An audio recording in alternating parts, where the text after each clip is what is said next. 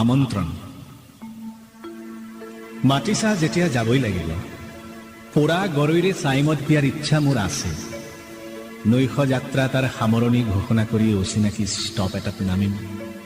ঠেটুৱাই লগা শীতে ক'ব, এখন বাহনী, এখন চমনি আৰু চাৱনীত শেষ নোহোৱা সৰিয়হ এডৰা পাৰ হৈ হৈ তেওঁৰ ঘৰ পাব পাৰা। গৰখীয়াজনক সুধিম, তেওঁ ক'ব, আকাশত য'ত মেঘ আছে ঠিক তাৰ তলতে। আৰু পানী তুলিবলৈ অহা গাভৰুজাকে ক'ব, য'ত বতাহজাক জিৰাইছেগৈ তাত সোমাবা, শিমলু ফুলৰ সকলো উৎসাহেৰে মই গৈ থাকিম। গাভৰুবোৰক কৈ থবা, তেওঁলোক যেন মোৰ প্ৰেমত নপৰে। প্ৰেমত পৰিলে পলুৱাই আনিম, পলুৱাই আনিলে ধন ভৰিব লাগিব।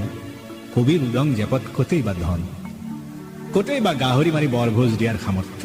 গাভৰুবোৰক সকীয়াই দিবা বুলি বিশ্বাস নকৰে, তেওঁলোক যেন মোৰ কাষলৈ নাহে, যেন কথা নাপাতে, নাহাহে, ঠেহ নাপাতে।